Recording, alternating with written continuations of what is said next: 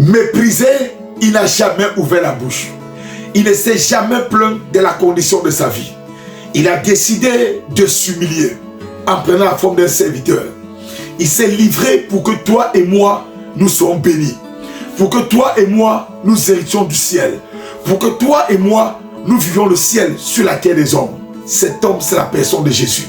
Je veux t'encourager en cette saison de grâce et de gloire d'avancer avec le Seigneur.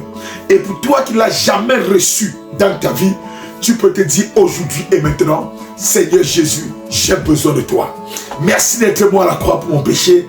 Je prends la résolution et l'engagement de te recevoir dans ma vie et dans mon cœur comme mon Seigneur et mon Sauveur personnel.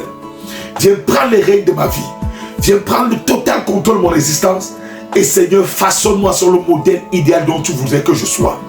Père, je me livre à toi. Mes expériences passées n'ont été qu'échec, frustration et désolation. Mes expériences passées n'ont été que péché, sorcellerie, mensonge et vol. Mes expériences passées n'ont été qu'idolâtrie, adultère, fornication, masturbation et tout le reste. Père, aujourd'hui, je viens à toi et je t'accepte dans ma vie. Viens et transforme ma vie. Je suis l'argile et tu es le potier.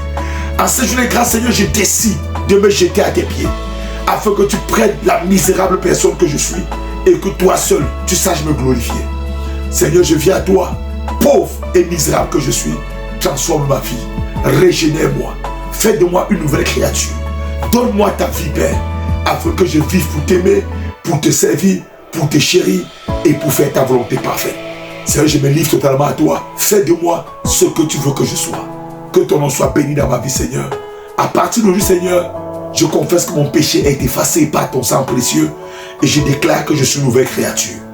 Que mon nom soit inscrit dans le livre des vivants et effacé dans le livre des morts. Je te reçois comme Seigneur sauveur personnel dans ma vie. Et je prie au Père qu'à partir de tu m'accordes la grâce de ton esprit afin que je marche en nouveauté de vie par toi pour vivre, pour t'aimer, te chérir. Que ton nom soit béni d'âge en âge dans ma vie. Parce que tu es mon Père, parce que tu es mon Dieu, parce que tu es mon Roi, parce que tu es mon Seigneur et mon Sauveur personnel. Que ton nom soit exalté dans ma vie. Au nom de Jésus, j'ai ainsi prié. Amen. Quand ça te bénisse aujourd'hui, tu peux décider aujourd'hui de marcher avec le Seigneur Jésus et décider d'avoir une vie de méditation de sa parole. Tu dois avoir une vie de méditation de sa parole. Nous ne pouvons pas marcher avec un Dieu que nous ne connaissons pas. Tu as besoin d'avoir une vie de méditation de sa parole. Sa parole est une lampe à nos pieds. Sa parole est une lumière sur notre sentier. Sanctifie-moi par ta parole, car ta parole est la vérité. Il envoie sa parole et sa parole les guérit tous. Au commencement était la parole, et la parole était avec Dieu, et la parole était Dieu. Que ce livre de la loi est l'emploi de ta bouche, médite-le de jour comme de nuit, et agis fidèlement selon tout ce qui est écrit, car tu as un succès dans tes entreprises, et c'est alors que tu réussiras. Qu'est-ce que je vais dire, qu'est-ce que je ne vais pas dire? Tout n'est que parole. Retourne dans la diction à la parole de Dieu. Retourne dans une vie de prière intense. Décide-toi d'appartenir au Seigneur Jésus. Décide-toi d'avoir une relation profonde avec le Père par ta vie de prière avec le Seigneur. Décide-toi tout de même d'appartenir à une assemblée qui croit comme Seigneur et Sauveur personnel. Décide-toi d'avoir une vie de communion fraternelle avec les frères dans la foi, des hommes et des femmes, des personnes qui vont t'encourager à marcher dans la nouveauté de vie avec le Seigneur. Décide-toi de te séparer des amis non croyants, des personnes qui n'apporteront aucun plus dans ta vie, mais qui rabaisseront ta vie, qui régresseront ta vie. Embrasse des personnes qui vont te stimuler à courir avec Dieu et à accomplir ta destinée en Christ. Tu n'es pas une erreur sur la terre des hommes. Tu es le plan de Dieu. La Bible déclare dans Proverbe 19, le verset 21, le cœur de l'homme est plein de projets, mais ce sont que les projets de Dieu qui s'accomplissent pour sa vie. Ne pas connaître Dieu, c'est ne pas connaître les desseins de Dieu pour sa destinée. Tu n'es pas le fruit de hasard.